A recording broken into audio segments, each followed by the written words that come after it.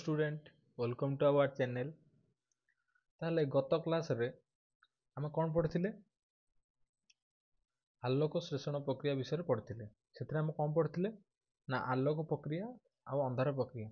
मुझे कौन कही ना आलोक प्रक्रिया रे गछ कौन करूला तार जो क्लोरोफिल अच्छी क्लोरोफिल अणुरे ता साहाय्य कौन करूला सूर्य किरण को ग्रहण करी ता सहित कार्बन डाइऑक्साइड आउ जलर प्रतिक्रिया करी निज पाई खाद्य प्रस्तुत करुला।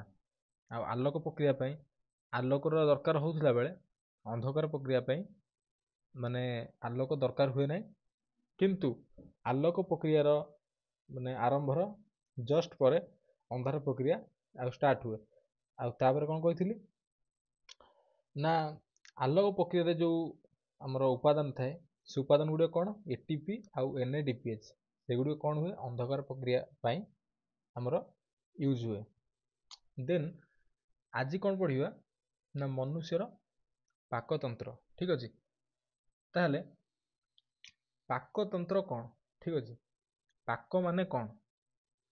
साधारणतः आमर गोटे कहती पाकशाला।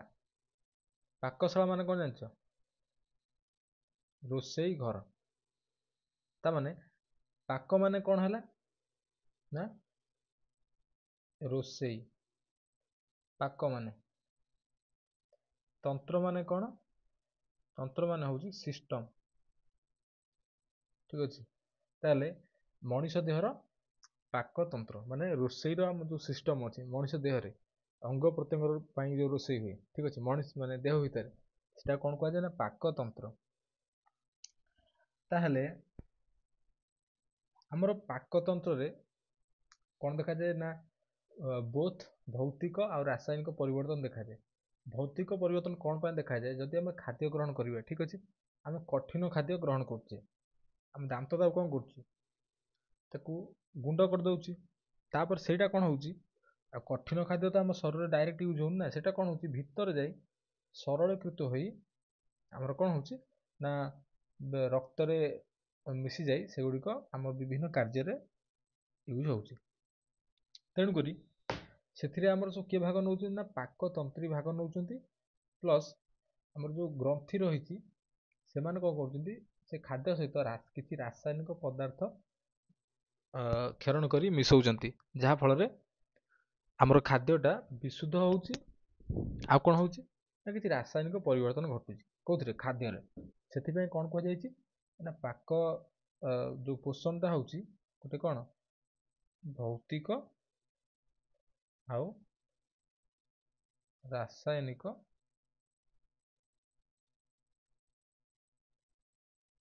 परिवर्तन। ठीक अच्छे, ताहले जदि आम देखिबा कौन पाकतंत्र विषय देखिबा। ठीक अच्छे, ये मनुष्यर पाकतंत्र ताल कौन लिखाई ना पाकतंत्र मनुष्यर पाकतंत्र विभिन्न अंश को नहीं गठित जहाँ खाद्य को सरलीकृत करिवारे साहाय्य करे। ताले मनुष्यर पाकतंत्र विभिन्न प्रकार अंश को नहीं गठित होती। ठीक अच्छे, से कौन करे ना खाद्य को सरलीकृत करिवारे साहाय्य करे। ताले मनुष्यर पाकतंत्र दुई भाग रही है। ठीक अच्छे, आमर आउ डायरेक्ट तो मुझे कहली कि खाद्यटा कौन होची ना भौतिक परिवर्तन घटुची प्लस तार रासायनिक परिवर्तन घटुची। तामाने जो कहली कौन कहली पाक नली। ठीक अच्छे, पाक नली आमर कौन करुच्ची पाक नलीटा मुख गहर आरंभ करी मलद्वार पर्यंत आमर पाक नली रही। आ पाक ग्रंथिटा कौन करुच्ची खाद्य रे रासायनिक पदार्थ क्षरण करी ताकू सरल करुच्ची खाद्य को सरल करुच्ची। आउ जो विषाक्त खाद्य जो विषाक्त अणुजीव रही था मारे भी साहाय्य कर। तेणुक आज आम कौन पढ़ा ये पाक नली विषय पढ़ा आउ गोटे क्लास रे पाक ग्रंथि विषय पढ़ा। तेबे पाक नलीर जोटा प्रथम पार्ट रही है कौन मुख गहर। आमक जदि पाक माने पोषण आमर कौटू आरंभ हो पार्टी आरंभ हो माने आम मुख आरंभ हो। ठीक अच्छे, जोटा आम आ कला परे आमको जो गात भली देखा जाउची सेटा ही होची आम मुख गहर। देन कौटू होची ନା ଗ୍ରସନୀ ବା ଗ୍ରାସନଳୀ। ତାହେଲେ ଗ୍ରସନୀ କ'ଣ?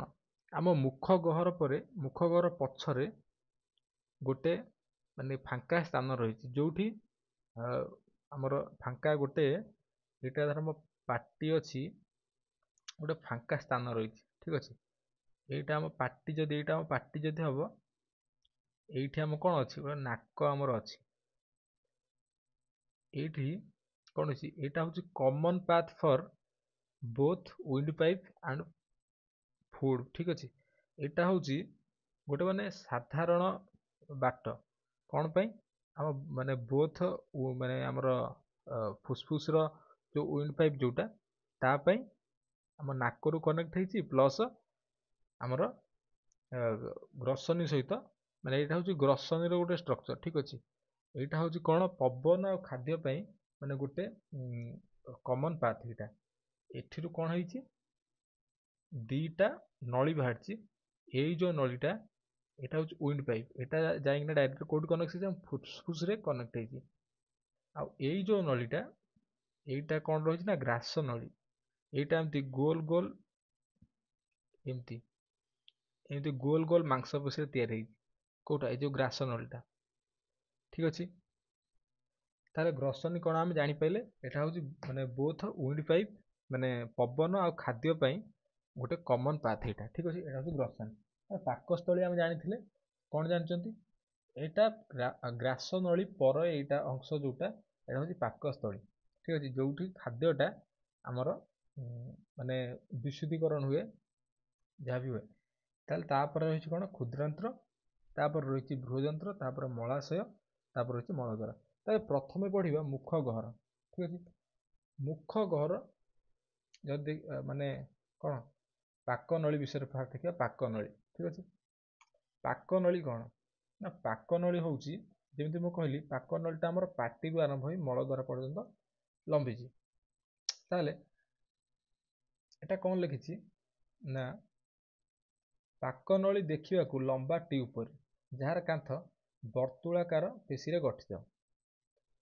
ଏହାର ସଂକୋଚନ ଓ ଶିଥିଳନ ଫଳରେ ଖାଦ୍ୟ ଗ୍ରସନୀରୁ ମଳଦ୍ୱାର ପର୍ଯ୍ୟନ୍ତ ଯାଇଥାଏ। କ'ଣ କହିଲେ ନା, ପାକ ନଳୀଟା କେମିତିଆ ଦେଖିବା ପାଇଁ, ପାକ ନଳୀଟା ଦେଖିବା ପାଇଁ ଗୋଟେ ବର୍ତ୍ତୁଳାକାର ମାନେ ଅଂଶ, ଠିକ ଅଛି। ଏଇଟା ହେଉଛି, ଏଇଠି ଯୋଉ ଦେଖିପାରୁଥିବ, ଏଇଟା କ'ଣ ମାନେ ଗୋଟେ ଟ୍ୟୁବ୍ ଟାଇପ୍ର କି ନାହିଁ। ଏଇ ଯୋଉ ଲାଇନ୍ ଟାଣିଦେବି ଯଦି, ଏଇଟା ଦେଖିପାରୁଥିବ, ଏଇଟା ହେଉଛି ପାକ ନଳୀ, ଠିକ ଅଛି। ଏଇଟା କ'ଣ ଗୋଟେ ଟ୍ୟୁବ୍ ସାଇଜ୍ର କି ନାହିଁ, ମାନେ ଗୋଲ ହେଇ ଲମ୍ବା ସାଇଜ୍ର। ସେ କ'ଣ କହିଛି, ଯେମିତି ମୁଁ କହିଲି, ପାକ ନଳୀଟା ମାନେ କିଛି ବର୍ତ୍ତୁଳାକାର ମାଂସପେଶୀରେ, ଏମିତି ମାଂସପେଶୀ ମିଶିକିନା ସବୁ ତିଆରି କରୁଛନ୍ତି, ଠିକ ଅଛି। ଏଇଟା ଲମ୍ବ କେତେ ନା 6ରୁ 9 ମିଟର।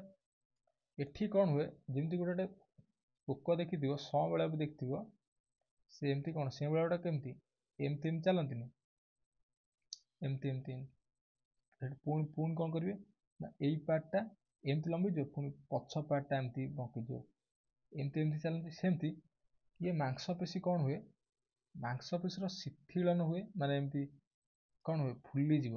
ମାଂସପେଶୀର ସଂକୋଚନ, ମାଂସପେଶୀର ଏମିତି ମାଂସପେଶୀର ସଂକୋଚନ ହବ, ଏମିତି ଶିଥିଳନ ହବ, ଫୁଲିଯିବ। ପୁଣି କ'ଣ ହବ, ପୁଣି ସଂକୋଚନ ହବ, ପୁଣି କ'ଣ ହବ, ଶିଥିଳନ ହବ। ଏହା ଫଳରେ କ'ଣ ହୁଏ ନା, ଖାଦ୍ୟଟା, ଆମେ ଯେଉଁ ଖାଦ୍ୟ ଖାଉଛେ, ସେ ଖାଦ୍ୟ କ'ଣ ହବ, ଏମିତି ଏମିତି ଏମିତି ଏମିତି ଏମିତି ଏମିତି ଆସ୍ତେ ଆସ୍ତେ କ'ଣ କରିବ ନା, ଯାଇ ଆମର ଗ୍ରସନୀରୁ ପାକସ୍ଥଳୀକୁ ଯିବ। ପାକସ୍ଥଳୀ ପୁଣି କୁଆଡ଼େ ଯିବ, କ୍ଷୁଦ୍ରାନ୍ତ୍ର, ବୃହଯନ୍ତ୍ର ଆଉ ମଳଦ୍ୱାରକୁ ଯାଇଥାଏ, ଠିକ ଅଛି। ଦେନ୍ ଦେଖିବା ଗୋଟେ ପାର୍ଟ, ମୁଖ ଗହ୍ୱର, ଠିକ ଅଛି। ତାହେଲେ ମୁଖ ଗହ୍ୱର କ'ଣ, ମୁଖ ଗହ୍ୱର ନର୍ମାଲ ଆମେ ମୁଖ ଗହ୍ୱରକୁ କ'ଣ କହୁ, ପାଟି କହୁଥାଉ, ଠିକ ଅଛି। ତାହେଲେ ପାଟିରେ ଆମର କ'ଣ ରହିଛି, ଏଠି କ'ଣ ଲେଖା ହେଇଛି ନା, ଏହାର ପ୍ରଥମ ଅଂଶ ହେଉଛି ପାଟି, ଠିକ ଅଛି। ମୁଖ ଗହ୍ୱରର ପ୍ରଥମ ଅଂଶ ହେଉଛି ପାଟି, ଯାହା ଓଠ ଦ୍ୱାରା ଘେରି ରହିଛି। ଆମ ପାଟିଟା କ'ଣ ଓଠ ଦ୍ୱାରା ଘେରି ରହିଛି କି ନାହିଁ। ଦେନ୍ ଲେଖିଛି, ପାଟିର ଭିତରକୁ ରହିଛି ମୁଖ ଗହ୍ୱର। କ'ଣ ଲେଖିଛି ନା, ଯଦି ଆଁ କରିଲା ପରେ ଆମର ଯୋଉଟା ଗୋଟେ ଗାତ ଭଳିଆ ଦେଖାଯାଉଛି ପାଟିରେ, ସେଇଟା କ'ଣ ଆମ ମୁଖ ଗହ୍ୱର। ତାର କ'ଣ ରହିଛି ନା, ଦୁଇ କଡ଼ରେ ଗାଲ ରହିଛି। ଆମ ପାଟିର ଦୁଇ କଡ଼ରେ କ'ଣ ଗାଲ ରହିଛି, ତଳେ କ'ଣ ରହିଛି ନା ଜିଭ। ଠିକ ଅଛି। ଆଉ ଉପରକୁ ଯୋଉଟା ଦେଖିଥିବ ଯୋଉଟା ଟାଣ ଟାଣ ଲାଗୁଛି ସେଟା କଣ ତାଳୁ, ଆମର ଉପରକୁ ତାଳୁ ରହିଛି। ଦେନ୍ ଲେଖିଛି ଏହା ଭିତରେ ଦୁଇଟି ମାଢିରେ 32ଟି ଦାନ୍ତ ରହିଛି। ଆମର କେତେଟା ଦାନ୍ତ? 32ଟି ଦାନ୍ତ। ଠିକ ଅଛି। ଆଉ ଗୋଟେ ଆଡଲ୍ଟ ପର୍ସନ 32ଟି ଦାନ୍ତ ରହିଥାଏ। ତା ଦିଟା ମାଢିରେ ମିଶେଇଲେ 32ଟି ଦାନ୍ତ ରହିଥାଏ। 16 16 32 ତଳ ଉପର ମାଢିରେ। ତାହେଲେ ସେ କଣ କହିଛି ନା ଏହି ଦାନ୍ତ ଗୁଡ଼ିକ 4 ଭାଗରେ ବିଭକ୍ତ। ପୁଣି ଥରେ କଣ କହିଛି ନା ଏଇ ଦାନ୍ତ ଗୁଡ଼ିକୁ 4 ଭାଗରେ ବିଭକ୍ତ କରାଯାଇଛି। ଠିକ ଅଛି। ମାନେ 4 ପ୍ରକାର ଦାନ୍ତ ଗୋଟେ ମଣିଷର ଆଡଲ୍ଟ ପର୍ସନ ଦେଖାଯାଏ। ସେଗୁଡ଼ିକ କଣ କଣ ନା କର୍ତ୍ତନ ଦାନ୍ତ। ଠିକ ଅଛି। କର୍ତ୍ତନ ଦାନ୍ତ, ଛେଦକ ଦାନ୍ତ, ଚର୍ବଣ ଦାନ୍ତ ଆଉ ପେଷଣ ଦାନ୍ତ। ତାହେଲେ କର୍ତ୍ତନ ଦାନ୍ତ କଣ? କର୍ତ୍ତନ ଦାନ୍ତ ହେଉଛି ଯୋଉଟା ଆଗରେ ଯୋଉ 4ଟା ଦାନ୍ତ ଅଛି, ଗୋଟେ ତଳ ମାଢରେ ଦେଖିବ କି ଉପର ମାଢରେ ଦେଖିବ, ଆଗ ପଟରେ ଦେଖିବ 4ଟା ଦାନ୍ତ ଆମର ରହିଛି। ଠିକ ଅଛି। ସେଗୁଡ଼ିକ କଣ ନା କର୍ତ୍ତନ ଦାନ୍ତ। ଛେଦକ ଦାନ୍ତ କଣ? ଛେଦକ ଦାନ୍ତ କଣ କରେ? ଖାଦ୍ୟକୁ ଫାଡ଼ିବାରେ ସାହାଯ୍ୟ କରେ। ଛେଦକ ଦାନ୍ତ। କୁକୁର ଦେଖିଥିବ, କୁକୁରର ଦେଖିଥିବ 4ଟା ଦାନ୍ତ ଥିବ ଉପର ମାଢରେ ତଳ ମାଢରେ, ବଡ ବଡ ଦାନ୍ତ। କୁକୁର ଦେଖିବ, ବାଘ, ସିଂହର ଦେଖିବ ମୁନିଆ ମୁନିଆ ହେଇ 4ଟା ଦାନ୍ତ ଥିବ। ଏଇ ଯୋଉ ଷ୍ଟ୍ରକ୍ଚର ଦେଖିପାରୁଥିବ, ମୁଁ ଯୋଉ ରେଡ୍ କଲରରେ ଚିହ୍ନ ଦଉଛି, ଏଇ ଦାନ୍ତଟା। ଠିକ ଅଛି। ଏଇ ଯୋଉ ଦାନ୍ତଟା ଦେଖିପାରୁଥିବ, ଦିଟା ଦାନ୍ତ ଅଛି, ଏଟା ତଳ ମାଢରେ ଅଛି, ଉପର ମାଢରେ ବି ସେମିତି ଦିଟା ଦାନ୍ତ ଅଛି। ସେଗୁଡ଼ିକ କଣ ନା ଛେଦକ ଦାନ୍ତ। ଛେଦକ ଦାନ୍ତ କଣ କରେ ନା ଖାଦ୍ୟକୁ ଫାଡ଼ିବାରେ ସାହାଯ୍ୟ କରେ। ମାଂସ ଅଛି ଯୋଉ, ଖାଦ୍ୟକୁ ଫାଡ଼ିବାରେ ସାହାଯ୍ୟ କରେ। ତାହେଲେ ଚର୍ବଣ ଦାନ୍ତ କଣ? ଚର୍ବଣ ଦାନ୍ତ ଯଦି ମୁଁ ମାର୍କ କରିବି, ଏଠି ଦେଖିପାରୁଥିବ ଏଇ ଯୋଉ ଦାନ୍ତ ରହିଛି, ଏଗୁଡ଼ିକ କଣ ନା ଚର୍ବଣ ଦାନ୍ତ। ଠିକ ଅଛି। ଏଇ ଯୋଉ ଦିଟା ଦାନ୍ତ ରହିଛି ଏଇପଟରେ, ଏଗୁଡ଼ିକ କଣ ନା ଚର୍ବଣ ଦାନ୍ତ। ଚର୍ବଣ ଦାନ୍ତ କଣ କରେ? ଆମ ଖାଦ୍ୟକୁ ଚୋବେଇବାରେ ସାହାଯ୍ୟ କରେ। କଣ? ଚର୍ବଣ ଦାନ୍ତ। ଚର୍ବଣ ଦାନ୍ତ ଆମ ଖାଦ୍ୟକୁ ଚୋବେଇବାରେ ଆମକୁ ସାହାଯ୍ୟ କରେ। ଆଉ ଗୋଟେ ମାଢିରେ 4ଟା ଚର୍ବଣ ଦାନ୍ତ ଆମର ରହିଥାଏ। ଏଇଟା ନା 4ଟା ଚର୍ବଣ ଦାନ୍ତ। ଗୋଟେ ମାଢିରେ 4ଟା ଚର୍ବଣ ଦାନ୍ତ ରହିଥାଏ। ଯେମିତି ଚିତ୍ରକୁ ଲକ୍ଷ୍ୟ କରୁଥିବ, କେତେଟା ଚର୍ବଣ ଦାନ୍ତ ଅଛି? 1 2 3 4ଟା। ଠିକ ଅଛି। 4ଟା ଚର୍ବଣ ଦାନ୍ତ ରହିଛି। ଆଉ ଛେଦନ ଦାନ୍ତ କେଇଟା ରହିଛି? ନା 2ଟା ଛେଦନ ଦାନ୍ତ ରହିଛି। ଲକ୍ଷ୍ୟ କରୁଥିବ 2ଟା ଛେଦନ ଦାନ୍ତ ରହିଛି, ଯୋଉ ରେଡ୍ କଲରର। ତାହେଲେ ପେଷଣ ଦାନ୍ତ କଣ? ପେଷଣ ଦାନ୍ତ ହେଉଛି ଯାହାକି ଆମ ଖାଦ୍ୟକୁ ପେଶିବାରେ ସାହାଯ୍ୟ କରେ। ତାହେଲେ ଗୋଟେ ମାଢିରେ 6ଟି ପେଷଣ ଦାନ୍ତ ରହିଛି। ଯଦି ଆମେ 2ଟା ମାଢି କଥା ଦେଖିବା, ତାହେଲେ 12ଟି ପେଷଣ ଦାନ୍ତ ରହିଛି ଆମ ପାଟିରେ ଟୋଟାଲ। ଏଇ ଯୋଉ ମାର୍କ କରୁଛି ଦେଖିବ,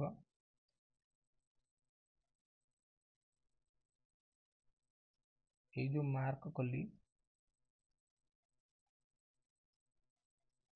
ଏଠି 6ଟି, ଆମ ଗୋଟେ ମାଢିରେ 6ଟି ପେଷଣ ଦାନ୍ତ ରହିଛି।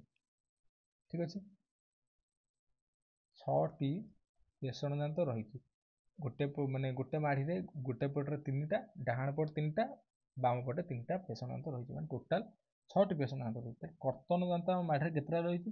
4ଟା ରହିଛି। ଆକୁ ଯଦି ଗ୍ରୀନ୍ ମାର୍କ କରୁଛି ଦେଖିପାରୁଥିବ, 1 2 3ଟା, ଓହୋ ଲିଭିଗଲା ଟିକେ। ଏଇଠି ଆମର 4ଟି କର୍ତ୍ତନ ଦାନ୍ତ, 1 2 3 4ଟା। ଠିକ ଅଛି। 4ଟା ଆମର କଣ ରହିଛି? କର୍ତ୍ତନ ଦାନ୍ତ ରହିଛି।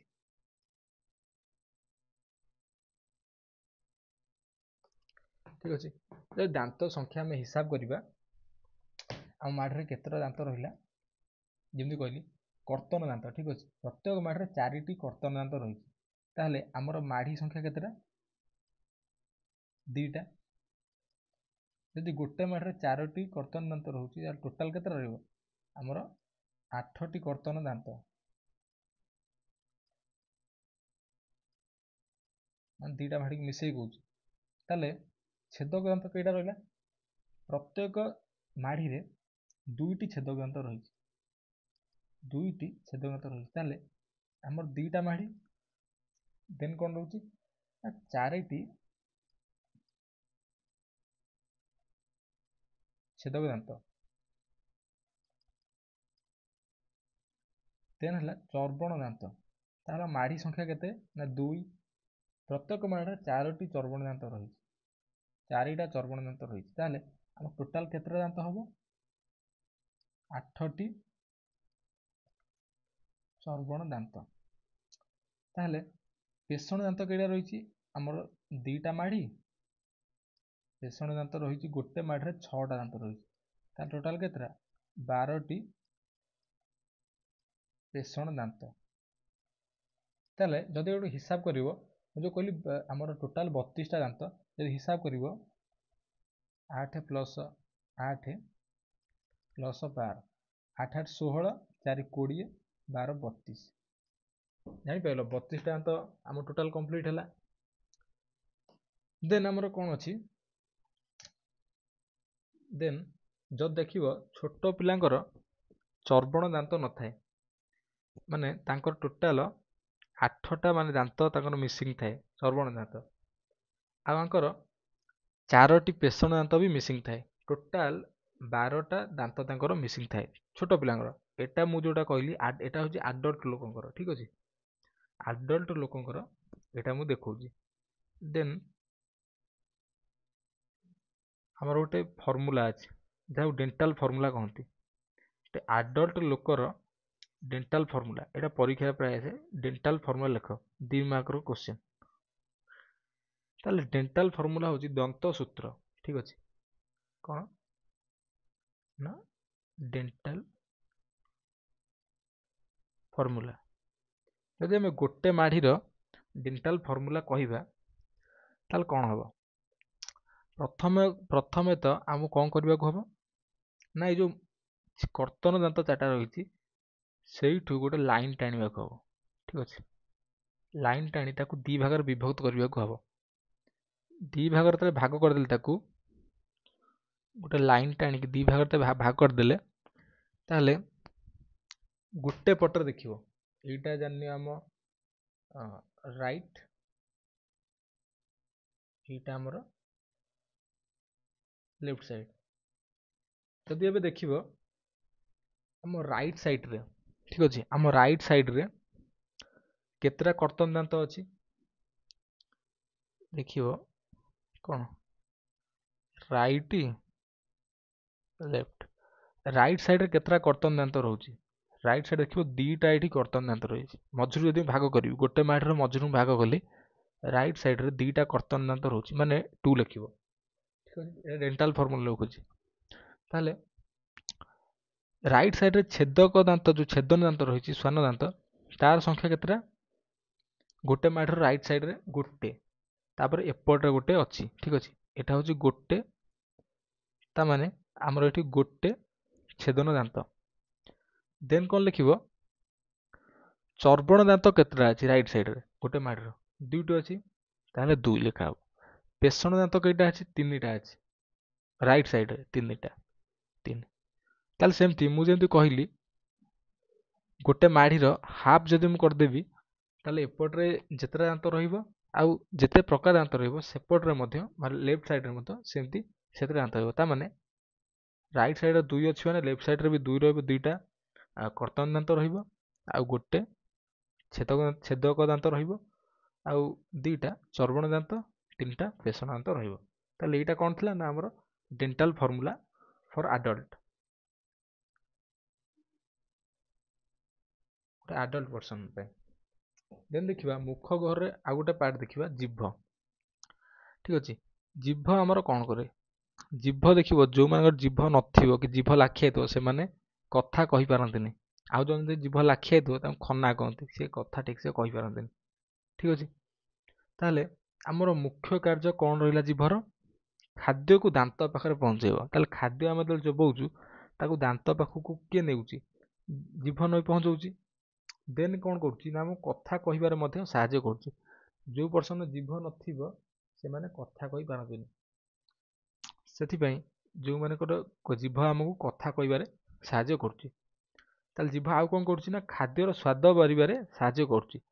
ଆମ ଜିଭ 4 ପ୍ରକାର ସ୍ୱାଦ ବାରିପାରେ, ଠିକ ଅଛି। ଏଇ ଯେଉଁ ଜିଭ ରହିଛି, ଏଟା ଜିଭରେ ଟେଷ୍ଟ ବଡ୍ ସବୁ ଥାଏ, ଠିକ ଅଛି। ଏମିତି ଟେଷ୍ଟ ବଡ୍ ସବୁ ଥାଏ, ଏମିତି କଣା ଏମିତି ବିନ୍ଦୁ ବିନ୍ଦୁ ବିନ୍ଦୁ ହେଇ ଟେଷ୍ଟ ବଡ୍ ସବୁ ଥାନ୍ତି।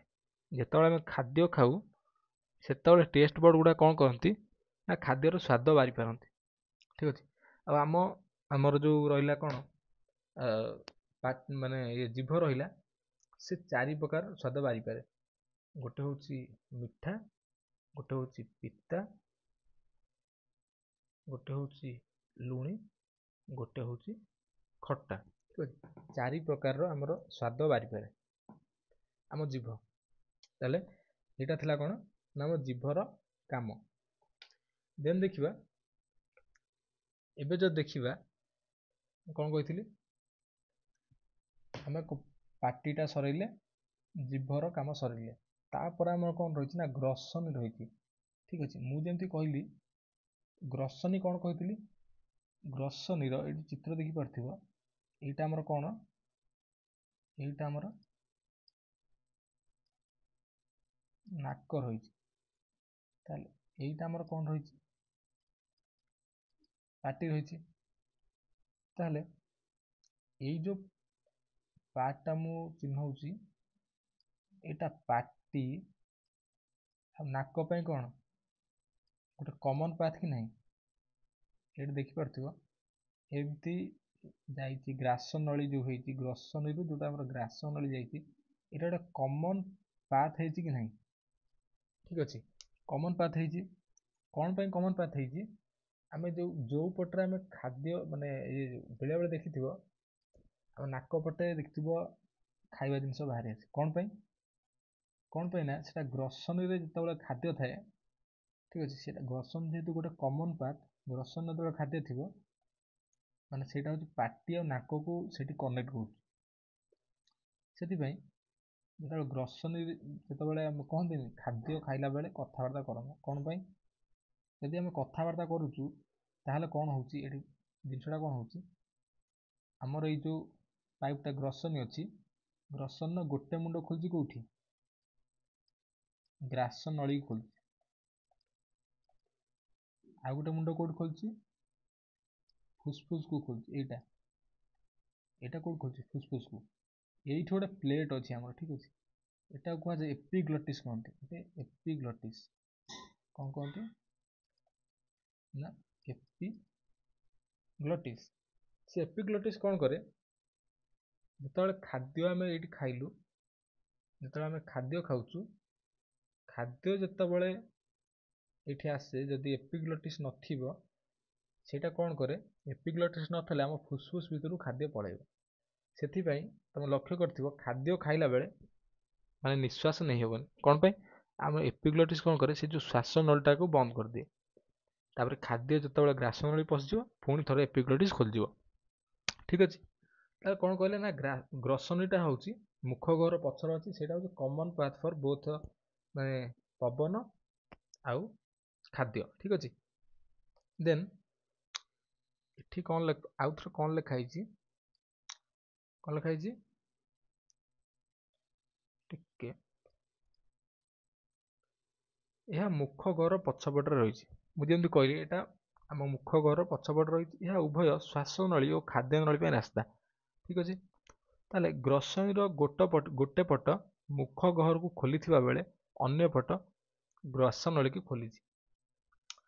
କ'ଣ କହିଲି ନା ଗ୍ରସନୀର ଯେଉଁ ଆମର ଗୋଟେ ପଟ କେଉଁଠି ଖୋଲିଛି, ଗ୍ରାସ ନଳୀକୁ ଖୋଲିଛି, ଆଉ ଅନ୍ୟ ପଟଟା କେଉଁଠି ଖୋଲିଛି, ମୁଖ ଗହ୍ୱରକୁ ଖୋଲିଛି। ମାନେ ଆମର ଯେଉଁ ଏଇଟା ଗ୍ରସନୀ, ଆମର ଯେଉଁ ପାଟିଟା ବାହାରୁ ଖୋଲା ଅଛି। ଦେନ୍ ଗ୍ରାସ ନଳୀ ଦେଖିବା। ଠିକ୍ ଅଛି। ଗ୍ରାସ ନଳୀର ଲମ୍ବା 22ରୁ 25 ସେଣ୍ଟିମିଟର। ଏଇ ଯେଉଁ ନଳୀଟା ମୁଁ କହୁଛି, ଯେଉଁ ଗ୍ରାସ ନଳୀଟା ମୁଁ କହିଲି, ଏଇଟା କ'ଣ ଗୋଲ ଗୋଲ ମାଂସପେଶୀରେ ବନିଛି। ଏଇଟା କେତେ ନା 22ରୁ 25 ସେଣ୍ଟିମିଟର ଏହା ଲମ୍ବାରେ। 22ରୁ 25 ସେଣ୍ଟିମିଟର ଲମ୍ବା ଏଇଟା। ଏଟା ପରେ କ'ଣ ହେଇଛି, ତଳେ ଯାଇ କ'ଣ ହେଇଛି, ପାକସ୍ଥଳୀ ଯାଇ ମିଶିଛି। ତଳେ ଯାଇକି ପାକସ୍ଥଳୀ ଯାଇ ମିଶିଯାଇଛି। ତାହେଲେ କ'ଣ ହୁଏ ଏଇଠି ନା ଏଇଠାରେ ଶ୍ୱାସନଳୀ ଥିବା ଅର୍ଦ୍ଧଜିହ୍ୱା ବା ଏପିଗ୍ଲଟିସ୍, ଯେଉଁ ଏପିଗ୍ଲଟିସ୍ କେଉଁଠି ଅଛି ନା ଏଇଠି ଅଛି, ଏପିଗ୍ଲଟିସ୍ ଅଛି। ଏପିଗ୍ଲଟିସ୍ କ'ଣ କରେ ନା ଖାଦ୍ୟ ଖାଇବା ସମୟରେ ଖାଦ୍ୟକୁ ଶ୍ୱାସନଳୀ ମଧ୍ୟକୁ ଯିବାକୁ ରୋକିଥାଏ। ଏପିଗ୍ଲୋଟିସ୍ ଯେଉଁଗୁଡ଼ା ଫାଳିଆ ଭଳିଆ ଅଛି ସେଟା କ'ଣ କରେ, ଖାଦ୍ୟ ଖାଇଲା ବେଳେ ଏପିଗ୍ଲୋଟିସ୍ ଶ୍ୱାସନଳୀ ଭିତରକୁ ଆମ ଖାଦ୍ୟ ଯଦି ନ ଯାଇପାରିବ ସେଥିପାଇଁ ଧ୍ୟାନ ରଖିଥାଏ। ଯଦି ଆମେ ଚିତ୍ର ଦେଖିବ, ଏଇଠି ଦେଖିବ, ଏଠି କ'ଣ ହେଇଛି, ଗୋଟେ ପାଇପ୍ଟା ଫୁସଫୁସ୍ ଭିତରକୁ ଆସିଛି ଏମିତି, ଠିକ୍ ଅଛି। ତା ପଛରେ ଯେଉଁ ଗୋଟେ ପାଇପ୍ ଅଛି ସେଟା କେଉଁଠି ହେଇଛି, ଗ୍ରସନୀରୁ ବାହାରି ଗ୍ରାସ ନଳୀରେ ଆସି ପଶିଛି। ସେ ଗ୍ରାସ ନଳୀଟା କେଉଁଠୁ ଆସିଛି, ପଶିଯାଇ ପୁଣି ତା ପାକସ୍ଥଳେ ଯାଇ ପଶିଛି ପୁଣି, ଠିକ୍ ଅଛି। ଏଇଠି ଅଛି କ'ଣ ନା ଆମର ଏପିଗ୍ଲୋଟିସ୍ ଅଛି, ଏଇଠି ଅଛି ଏପିଗ୍ଲୋଟିସ୍ ବା କ'ଣ ଅର୍ଦ୍ଧ ଜିହ୍ୱା। ଏଇଟା କ'ଣ କରୁଛି ନା ଆମର ଖାଦ୍ୟକୁ ଶ୍ୱାସ ମାନେ ଫୁସଫୁସକୁ ଯିବା ପାଇଁ ରୋକିଛି ବା ଶ୍ୱାସନଳୀକୁ ଯିବା ପାଇଁ ରୋକୁଛି। ଦେନ୍ ଗୋଟେ ପାର୍ଟ ଦେଖିବା କ'ଣ, ଗ୍ରାସନଳୀର ପରବର୍ତ୍ତୀ ପାର୍ଟ କ'ଣ ନା ପାକସ୍ଥଳୀ, ଠିକ୍ ଅଛି। ପାକସ୍ଥଳୀ ତାହେଲେ ଉଦର ଗହ୍ୱରର ବାମ ପଟରେ ପାକସ୍ଥଳୀ ଅବସ୍ଥିତ। ତମ ପେଟ ଦେଖିବ, ପେଟର ବାଁ ପଟରେ ମାନେ ବାମ ପଟରେ କ'ଣ ଅବସ୍ଥିତ, ତଳକୁ ପାକସ୍ଥଳୀ ଅବସ୍ଥିତ। ଏହାର ଉପର ଭାଗ ଚଉଡ଼ା ଓ ତଳ ଭାଗ କମ୍ ଚଉଡ଼ା। ଯେ ଲକ୍ଷ୍ୟ କରିଥିବ, ଏହାର ଉପର କ'ଣ ହେଇଛି, ଉପର ଏତିକି ଚଉଡ଼ା ହେଇଛି, ଆଉ ତଳ ଭାଗଟା କ'ଣ ହେଇଛି, ସଂକୀର୍ଣ୍ଣ କି ନାହିଁ, ଏଇଟା ମାନେ ଅଣଓସାରିଆ ସଂକୀର୍ଣ୍ଣ ହେଇଛି, କମ୍ ଚଉଡ଼ା, ଠିକ୍ ଅଛି। ତାପରେ କ'ଣ ଲେଖିଛି, ଏହାର ଉପର ଭାଗ ହୃତ୍ପିଣ୍ଡ ପାଖରେ ଥିବାରୁ ଏହାକୁ କାର୍ଡ଼ିଆକ୍ ଷ୍ଟୋମାକ୍ କୁହାଯାଏ। ତମ ହୃତ୍ପିଣ୍ଡ ମାନେ କ'ଣ ହେଇଛି ନା ଏଇ ଯେଉଁ ଉପର ଭାଗ, ଉପର ପଟଟା ମାନେ ଏଇଟା କେଉଁଠି ଅଛି, ଏଟା ଅଛି ଯାଇ ଆମର ହାର୍ଟ ପାଖରେ ଅଛି, ଠିକ୍ ଅଛି। ଏ ପାଖକୁ କ'ଣ ଅଛି, ହାର୍ଟ ଅଛି। ସେଥିପାଇଁ ଏଇଟା କ'ଣ କୁହାଯାଏ ନା କାର୍ଡ଼ିଆକ୍ ଷ୍ଟୋମାକ୍।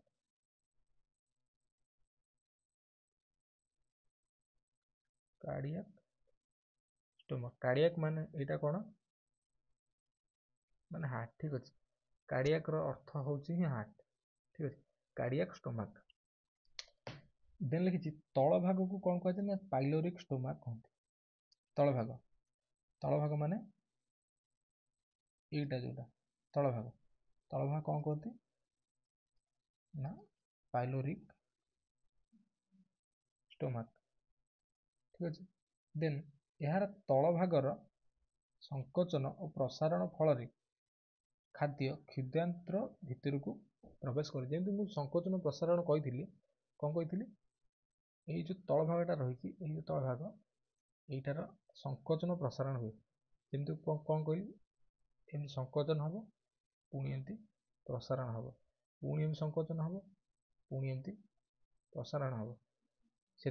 ତା ଦ୍ୱାରା କ'ଣ ହେବ ନା ଖାଦ୍ୟଟା ଆମର ସଂକୋଚନ ପ୍ରସାରଣ ଫଳରେ ଏଇଟା କୁଆଡ଼େ ଯିବ ନା କ୍ଷୁଦ୍ରାନ୍ତ୍ରକୁ ଆମର ଗତି କରିବ, ଠିକ୍ ଅଛି। ଦେନ୍ ଏଇ ଯେଉଁ ପାର୍ଟଟା ଦେଖିବ ଉଠିକି ରହିଛି, ଏଇ ଯେଉଁ ପାର୍ଟର ନାଁ କ'ଣ ଜାଣିଛ, ଫଣ୍ଡସ୍, ଠିକ୍ ଅଛି। ଏଇଟା ନାମ ହେଉଛି ଫଣ୍ଡସ୍।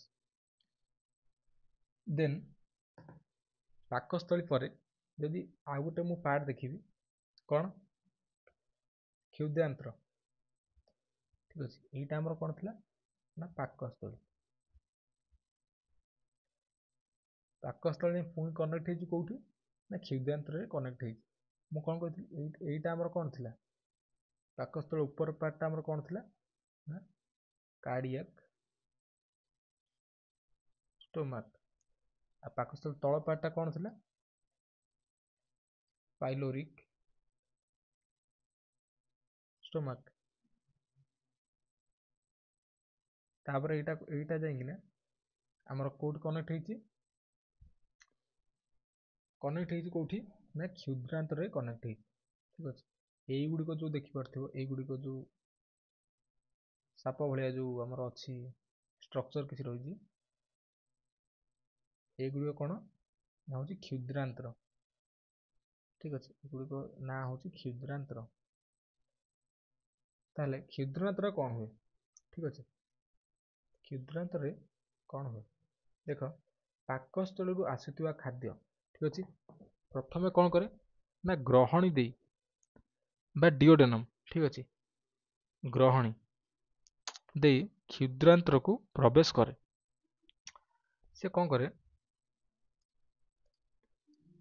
ଏଇଟା ଏଇ ଯୋଉ ପାର୍ଟର ନା କ୍ଷୁଦ୍ରାନ୍ତର, ଏଇଟା ହେଉଛି କ'ଣ, ଗ୍ରହଣୀ ବା ଡିଓଡେନମ୍। କ'ଣ କରେ, ଡିଓଡେନମ୍ ଦେଇ ଏହାର ମଝି ଅଂଶ ବା ଜେଜୁନମ୍କୁ ପ୍ରବେଶ କରେ। ଏଇଟା ଯୋଉଟା, ଏଇଟା ତା ମଝି ଅଂଶ, ତା ନାଁ କ'ଣ ନା ଜେଜୁନମ୍କୁ ପ୍ରବେଶ କରେ। ତାପରେ କ'ଣ ହୁଏ, ପରବର୍ତ୍ତୀ ସମୟରେ ଏଟା କ'ଣ ହୁଏ ନା ତା ପୁନର୍ବାର ତା ଯୋଉ ତଳ ଅଂଶ ରହିଲା କ୍ଷୁଦ୍ରାନ୍ତର, ତାକୁ କ'ଣ କୁହାଯାଏ ନା ଇଲିୟମକୁ ପ୍ରବେଶ କରେ। ଠିକ୍ ଅଛି। ତାପରେ ଏଠି କ'ଣ ହୁଏ ନା ଇଲିୟମରେ କ'ଣ ଥାଏ, ଇଲିୟମରେ ଆଙ୍ଗୁଠି ଭଳିଆ କିଛି ଷ୍ଟ୍ରକ୍ଚର ଥାଏ। ଠିକ୍ ଅଛି, ଆଙ୍ଗୁଠି ଭଳିଆ ଷ୍ଟ୍ରକ୍ଚର ଥାଏ, ତାକୁ କ'ଣ କୁହାଯାଏ ନା ଭିଲି କୁହାଯାଏ। ଏ ଭିଲି କ'ଣ କରେ, ଯାହାର ଓଡ଼ିଆ ନାମ ହେଉଛି କ'ଣ, ଅନ୍ତ ଅଙ୍କୁର। ଠିକ୍ ଅଛି, ଏଗୁଡ଼ିକ ନାଁ କ'ଣ,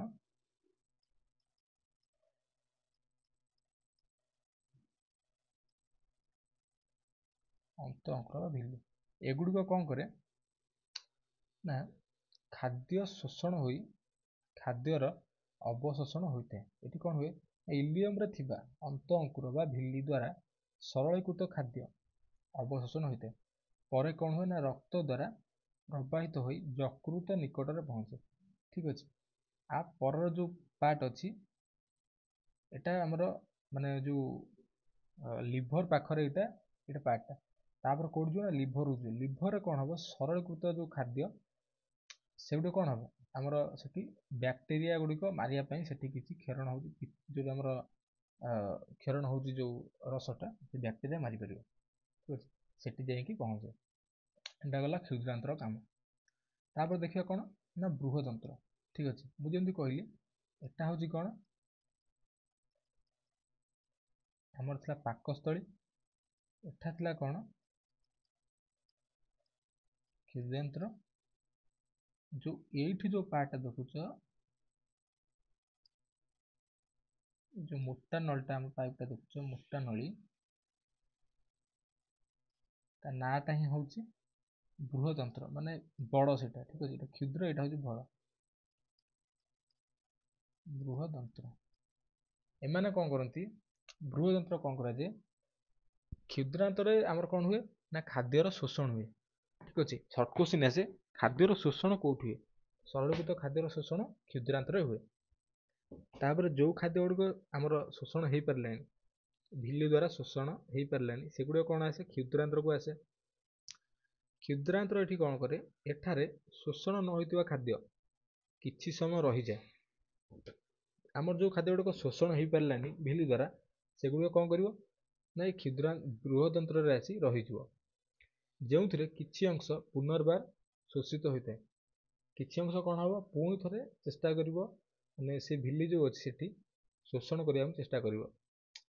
ଦେନ୍ ଅଧିକ ସମୟ କୋଉଠି ରୁହେ ଖାଦ୍ୟ, ମାନେ ବୃହଦନ୍ତ୍ରରେ ରୁହେ।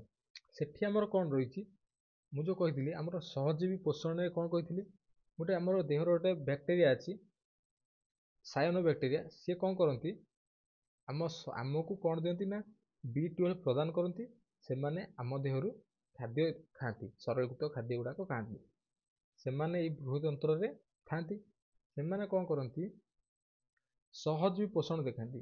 ସହଜୀବୀ ପୋଷଣ ମୁଁ କ'ଣ କହିଥିଲି, ମାନେ ଉଭୟ, ମାନେ ବୋଥ ଡିଫରେଣ୍ଟ ଆନିମଲ୍ ହେଇଥିବେ ବା ଡିଫରେଣ୍ଟ ମାନେ ଜୀବ ହେଇଥିବେ, ସେମାନେ ପରସ୍ପରକୁ ସାହାଯ୍ୟ କରୁଥିବେ।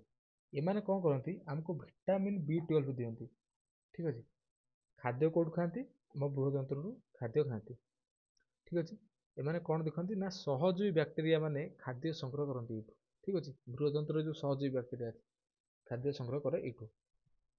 ଦେନ୍ କ'ଣ ଲେଖିଛି, ପରେ ସମସ୍ତ ଖାଦ୍ୟ ମଳାଶୟରେ ଜମା ହୋଇକି ରୁହେ।